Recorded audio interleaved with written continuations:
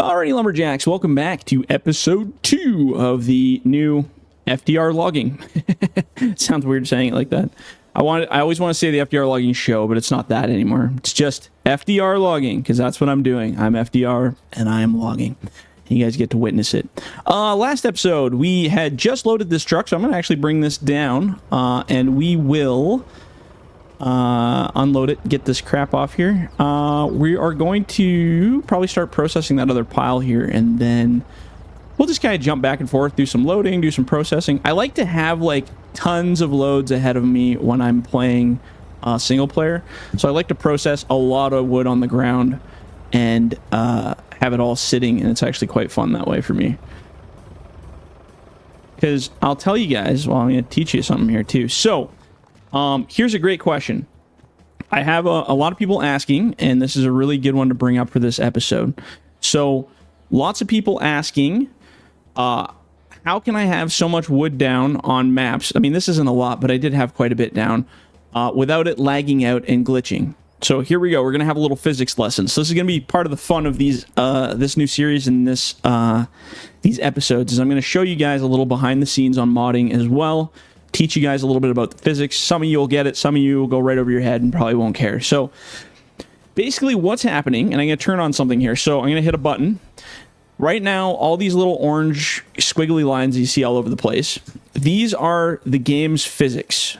The undercoating layer that you don't see while you're playing the game. So right now I have developer mode turned on so that you guys can see these physics happening underneath. So right now what's happening is these physics right here on the ground are dead. They're not active. So if I go grab a stick, let's say if I grab this stick, do you see all these little yellow hairs that pop up? Those little yellow hairs that are popping up off of all these logs right here, that is the physics becoming live and active and calculating.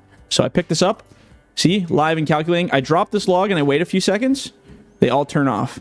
So when the physics are dead, meaning the little hairs aren't standing up on the logs, that means that the logs are not being calculated. Your CPU, your graphics card, your whatever, is not calculating any of the resources to use these physics, because they're dead. They're just sitting there.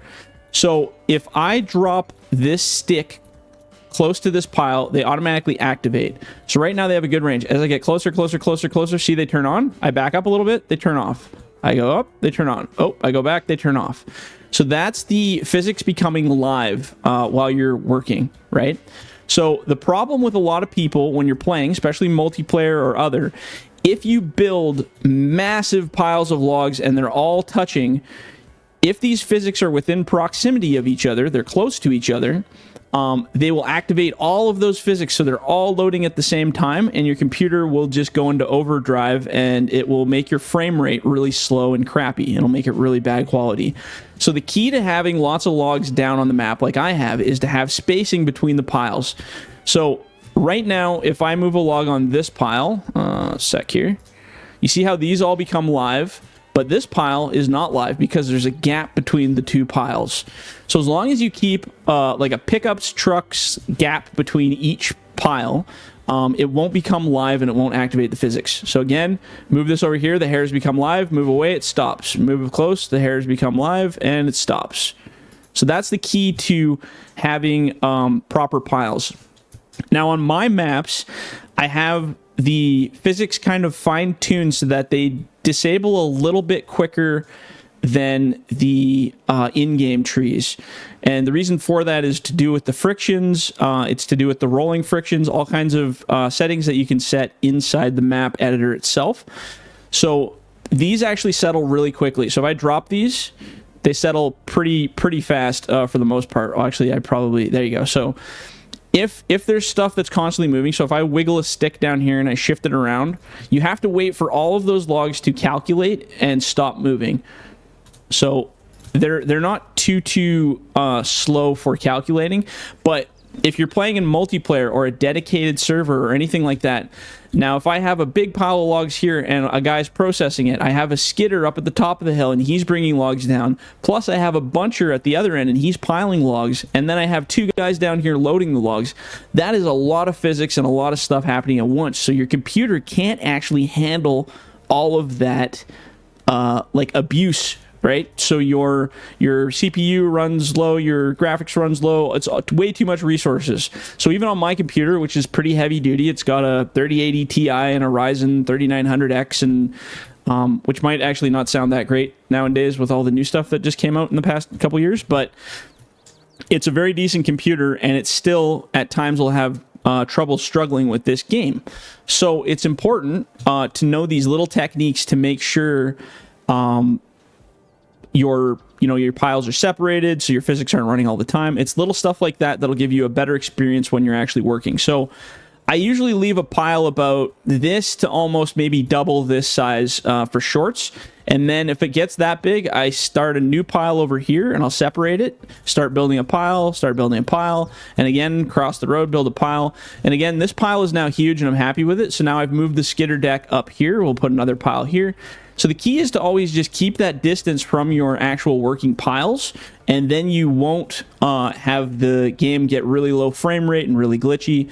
Because when your frame rate is extremely low, that is when you start running into the major performance issues. So again, in single player, you're always going to have the best experience for your frame rate because it's just me working with the physics that are right in front of me. So right now, it's my grapple, my machine, and these two bunks that I'm working with. In multiplayer, like I said, I might be here unloading or loading a truck, but then there's another guy, sorting piles over there. There's another guy processing. There's another guy skidding and another guy bunching. So all of those physics are trying to calculate in real time all the time, and it's a lot for any computer to really have to deal with. So in multiplayer, that's why you'll see lots of frame rate drops and lots of issues with that kind of stuff. Oh, excuse me. Little frog in my throat, talking too much. So yeah, it's that's one of the techniques that I use in single player and in multiplayer. You'll notice in our multiplayer episodes we will stop production for a bit if things start slowing down because we got to get rid of some of the logs. And the only way to clear those physics up are to put the logs away from anybody who's working on them, like to stop entirely and leave them there, or to bring them to the mill like I'm doing here and sell them, because once they're sold, the physics are no longer active, they're gone, they're deleted from the map, and it will fix that issue, which is quite nice. So yeah, I know I've had lots of people ask about that, like, how do you have these big piles, and how are you operating so smoothly? Actually, the funniest one I get on like Facebook Shorts or YouTube Shorts, I get lots of really random comments from people that have never played the game or have played but only on console, and they always go, "This is fake. This isn't real. This isn't Farming Simulator. That's impossible. You can't actually do that. It's all CG." And it's like, yeah, no, not at all. It's actually like this. I've spent a long time getting these grapples the way they are, working the way they are, and I think a lot of people just don't believe it because they haven't tried it. And then I've had some people come back and they have tried it and they're like, "Holy mackerel, like, you were right, they actually work really well." And I'm like, yeah, no, anyone can do this stuff. I'm not some kind of magic guy hitting a magic button, and this is not fake. This is real live loading and unloading of the truck, as even what we're doing in this video while I'm talking to you guys. I'm unloading it right this second. So there's no gimmicks, there's nothing like that. It just works. As long as you guys take the time to slow down and learn to operate and don't rush through it, you can be better than I am even. Guaranteed you can. So yeah, that was a good one. So we hit that. That was a good little rant covered thing to throw related to modding. Another one that came up related to modding was dirt. I get this one a lot. So lots of people ask me why my machines don't get dirty. Why don't the bodies get dirty? Why aren't they all covered in mud, covered in juices, and all that fun stuff? So I used to do that in FS19. I used to use the dirt lots. The biggest problem for me is unlike games like SnowRunner, or Mud Runner, those types of games, I really do not like how the dirt accumulates on the vehicles. I never have. I've always hated it. Like, I'll go drive through a grass field for, 20, 30 feet, and suddenly it starts getting random mud patterns showing up on the side of the vehicle, right? And it's just like, I hate that. Like, that's the kind of stuff that should be throwing up on the machines after you go through like a huge muddy area and, it's all gross and nasty. And like, I don't know. I was never a fan of that. I thought it looked kind of bad. The other thing is, a lot of the companies that I'm working with right now and have in the past, they realize that the machines, as they get muddy, it covers up the logos. It can, change the overall look of the machine to make it look worn out or crappy or whatever the hell. And I get that, like, that's such a minuscule PR kind of thing, but people kind of want, especially brands, want their machines looking the absolute best that they possibly can in these games. And I understand that part as well. So that was kind of also a bit of a turn down since FS19 was, I'm like, well, if these guys want their machines looking their best while we're playing, why not just leave them so they stay clean? I let the tires on the vehicles get dirty still, that kind of stuff, but I turned it off for the actual bodies. That, I mean, other than the skitters, I mean, I run a lot of different heavy, like high cab loaders and stuff like that, and for the most part, like, you don't really get mud all over the frickin' thing unless you're swinging muddy logs around like an idiot or something. But like, you'll get mud on like your chassis, you'll get mud on your tracks and on the bottom part, maybe even under the spindle and stuff like that. But like, you don't generally you'll have scrapes or dents, but you don't get mud up on the frickin' side of the cab very often. You don't get mud up on the back and on the rear, unless you're doing some pretty silly stuff. And people are going to argue that one, I'm sure, in the comments, but I worked in some god-awfully muddy places with a button top, and I never got mud all over the cab of my machine. I've seen other loaders that are absolutely buried in mud from out in the bush, but I don't know what the hell some of those operators are doing to make them as god-awful as they look. So that'll be one of those. If that's controversial, I guess we'll have to have that conversation. But for the most part, the mud in general has never really looked that great on a lot of these machines. So I just turned it off and I never put it back on. And it also made the file sizes smaller because I don't have to include the extra like the specular map, which is just a file that you put in with the mod itself to create the mud maps and stuff like that. So yeah, I don't know. I mean, we could put it back, I'm sure. Like, everyone's like, oh, do you just not know how to do it? And it's like, yeah, no, I know how to do it. I just don't really care. It seems like such a small, minute thing. That, and also bringing out a pressure washer in this game out into the middle of the bush to have to pressure wash my machines, I think is just, I don't know, it's ridiculous. Some people are like, well, you should have to bring it back to town and wash it like they do in real life. And I'm like, yeah, no, I'm not doing that.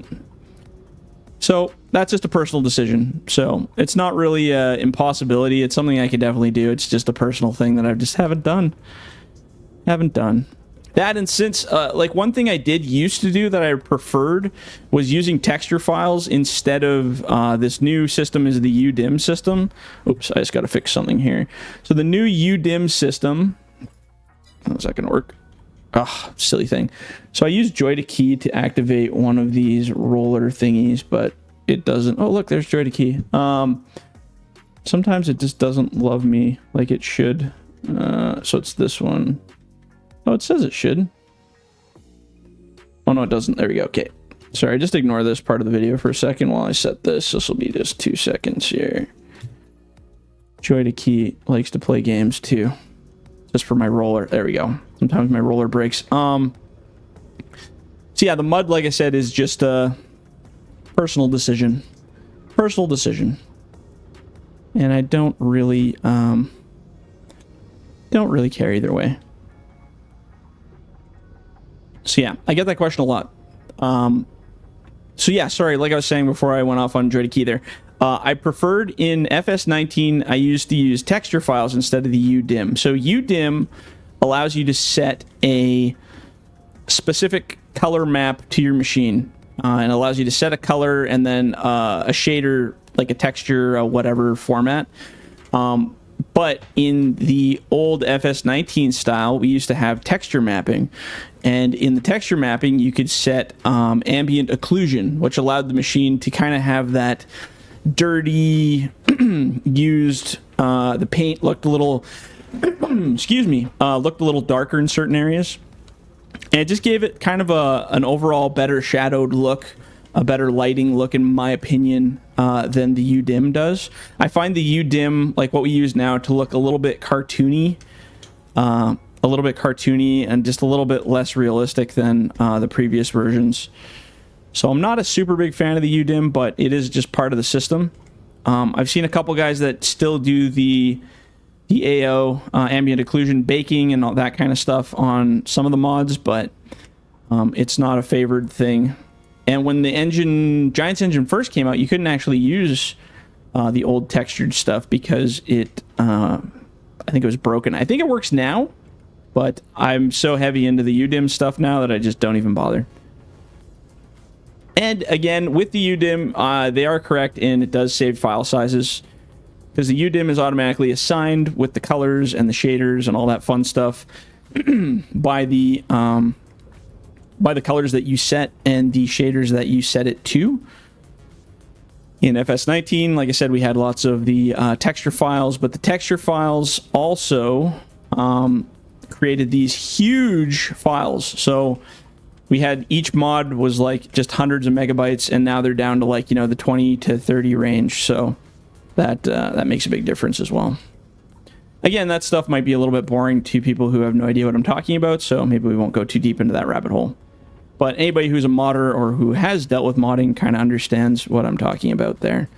Yes, no mud. I haven't done mud. I don't really care about mud. I never have. That is 100% a personal decision as a modder. It has nothing to do with not being able to do it or the game restrictions. It's just me thinking the mud looks stupid and I don't like the way it goes on there. Now, if they ever created it so like it was like Mud Runner style, I mean, in FS25 when it's coming out, they talked about the ground deformation on the crops in the fields, that kind of stuff, but I don't see it happening on the actual maps themselves. Like if I drive through the grass over there with a track machine, it should leave a big muddy track mess behind when I go through there. If it does that in FS25, which I haven't seen any evidence of that quite yet, that might be exciting. Then I might look at adding mud features and that kind of stuff back to the machines in the next game. But for now, not so much. Not so much. So yeah, does it wreck some people's lives? Apparently it does, but I just don't really care. Sorry guys, it's not something I want to do. And I don't like it, so I'm not gonna do it. Okay, so I'm gonna park this over here. And the reason I'm doing that is because we have a Skitter that needs to get put to work. I've actually just did an update with the 1.9 update. Now, depending on when this episode comes out, I hate aging myself with these videos by saying, oh, I just did this in 1.9, and then the video comes out after 2.4 is out or something. But at this current time, I've just done a big revelation on these skitters to change how the physics work on them and how they haul logs. And I think it's pretty good now. I've had a lot of positive stuff with it so far. Now, this is a bit of a long way to skid, but I don't really want to try to bring a logging truck up this hill because it's pretty nasty. And this is a terrible area up here for bunching. So I'm actually on a flat section with the buncher right now. I moved it somewhere else, but I finished up this little slope. So we're going to bring all this down here. But yeah, I mean, the game's physics work, and they're fairly well, but there's some things they just still do a little funky, and that's just the way she goes sometimes. You can't really do anything about that.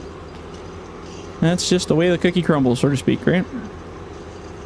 So yeah, we have covered dirt now. Everybody knows about the dirt, and that's the way that goes. What was the other thing? We did say music. I didn't grab any new quotes from people for questions. There's always the age-old why is stuff not on consoles, but I'm not going to beat that to death. because that is a very beatable to death subject. So let's put this, where do we have that? Right about there, I guess. Sure. And then what I'm going to do, also, a lot of skitter operators tell me, I've never run a skitter in real life. I've sat in a few, but I've never run one, so I have no idea. But if you're heading back to the landing, close this grapple. Apparently, always keep that closed. So when it's swinging around, I'm assuming so you don't get damage from your tongs swinging around and whack it into the side of your skitter. Because I'm sure your owners of the skitter are not going to appreciate that, causing damage and wear. I'm assuming that's why they do it. Maybe to help with stability or something, so it's not flopping around as much.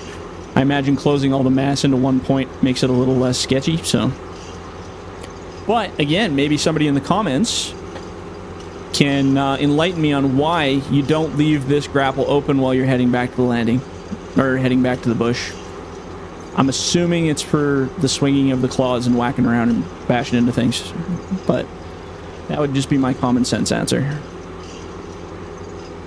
Yeah, so that's kind of how she goes for as far as the dirt subject and all that fun stuff. And maybe that's a lazy sounding excuse. That's possible. And maybe it is. It's not really lazy. It's really actually extremely easy to add dirt to the vehicles. Like, it's really not a big process. I have all the programs to do it properly, and I've never found it to be difficult. I don't know, I just really don't like the look of it. I love the look of the dirt on the tires. So like this skitter is slowly gathering dirt on the tires right now, which is fantastic. I love that look. But on the actual body itself, it just doesn't look great, man. It just looks kind of stupid. And it covers up your beautiful machine. We went through all the work to make these machines look pretty for the guys who, the companies that represent them. Let's let them look pretty. Come on, why not? There's gonna be a lot of people that disagree with that statement, but that's just part of the joy, guys. We get to agree to disagree on anything and everything we want. I'll kerplunk that about there. And again, we're going to do a little bit of a backswing here. And I just give him a little bump. Oh, we're going to close that grapple so that we impress our skitter friends. And we'll push that guy right into there. Another funny thing I've actually gotten comments on. So I do this where I push and slide them on the ground. I've gotten comments from some people in short videos saying that, oh, you can't do that, you're going to damage all the logs and break all the tops and da-da-da-da. But I've actually seen in a lot of videos, that's how guys do it, is they push up the ends like that. I mean, if you got a lot of room to swing, or if you can high pile, then it's fine, but sometimes you got to push them over like that. Obviously in this game we don't have to worry about breakage of logs or anything like that, because that's never going to happen, but in real life it causes damage to the logs, and in turn that damage brings down the quality of the logs, and they're not worth as much to the buyers, which is bad. You want them as valuable as possible. More value the better. But like I said, I've seen lots of guys on videos, and I actually saw it in real life when I was filming some videos at a landing there, and a skitter guy did the same thing. He just went and he didn't push right at the tops though, so maybe that's it. He pushed kind of in the, like, just kind of mid to top range. He pushed the logs up, and it just slid them all into the same part of the deck. But they didn't have a high piler or anything there at all pushing the logs together either, so maybe that was part of the deal that I don't know about or something. I don't know. But it's all good. It's all good in the hood. And again, this is a video game. I try my best to be as realistic-ish as possible, but there's lots of things that happen in this game that definitely do not happen in reality either, so you got to kind of take it all with a grain of salt. And then in real life, you guys will learn the difference. If you decide to go be a logger, operator guy, you're going to learn all the different things that happen in real life that do not happen in this game, that may or not be good or bad, depending on how it goes. Okay, let's push this, whoop, right into there. All right, let's just keep going. See how big we can make this landing. It's all shorts anyways that we're cutting them into, so we'll probably be able to get quite a bit out of there. I think I murdered my poor music here, or is this just a really long end of a song? Apparently it's a long end of a song. Weird. Anyway. Yeah, the joys of hearing all the comments on shorts. I think it's so funny. Some of it's valuable. I mean, don't get me wrong. You know what? I find YouTube, though, like, you guys who watch these videos, both loggers and non-loggers, pointing stuff out or making comments, you guys seem to give the most accurate and long-winded replies in like a good way. Because you're actually giving feedback about something, or actually, you know, you'll say, actually, it's da-da-da-da-da, and you list out the reasons why something happens. In the short videos, it's usually just a quick comment, but there's no detail to why. It's just like, no, can't do it like that. And it's like, well, why? I want to know why. I'm totally the kind of guy that wants to know, like, the reason why we shouldn't be doing something. Because maybe I'm doing something wrong, and I do want to know, right? Like, what's going on? But like I said, on YouTube, I seem to get a lot more of long, detailed replies telling me all of the finite information, which is actually kind of cool because I end up learning stuff that I didn't know before as well. So, yeah, pretty interesting. But yeah, so far so good on the first FDR logging episode there. No issues with any kind of controversial, copyrighty, nothing yet. So hopefully it stays that way. Again, we're not hitting on any subjects that can really be determined as controversial or, I guess, bad in any way, really. So I think that's part of the fun of it all. But we'll see. But we're gonna have some fun with this series, I think. Get into it a bit more. Again, your guys' comments are gonna be the most helpful part too for me. That way I'll be able to tell or have like subject matter for other episodes as well. In case I'm missing stuff that's important that I'm not answering. Again, if it's comments and stuff that are related to like, hey, can you build this, or hey, can you build that, I'm probably not going to get involved with those because I can't tell you what's coming next. I got such a long list of things that are needing to be produced that we can't even tell you what's coming out next time. Not yet, anyway. But we've also been working with a lot of really awesome companies, so I'm pretty excited about that. The fact that we're getting the attention of these larger companies is very exciting, and it's kind of like a personal goal for me. So makes it pretty fun. Okay, we're gonna get one more skid. We'll have to come back to the other ones in the next episode because we're gonna be right at our limit here. I'll go grab this one right here. Oh, that's a big one. We get it all in one shot? Unless we're going to find out. We got a fairly decent sized grapple on this thing. I think we'll get him. Right about there. Oh yeah, I got chunk. Now the question is, can we actually carry all that down? Ooh, that'll be the real trick. Poor little Skitter's going to have a rockin' good time here. Ooh. Probably should slow down just a little bit there. Like I said, the Skitters are improved, but they're not 100% realistic. Pretty close. I'd say they're pretty close. Based on the videos and stuff I've watched, I'd say they're pretty on par to reality. Now this is the drop right here that screws me up every time, so I'm going to try to kind of hit it at a different angle. There you go. Actually, that worked really good. If you hit it too sharp when it's kind of like at a peak there, it'll just go a little nuts. So you got to be real gentle. Look at that. It skidded in all nice too. There we go. Whoop. Sure. Whoops. Then we'll clean up all those tops. Don't forget to unlock it, hey? And then we'll go back in the next episode. We'll grab that last skid and bring it down. We'll be done with this god-awful little hill. Although, you know, machines handled this hill quite well, so there's that too. All right, guys. Okay, well, we'll end it at that.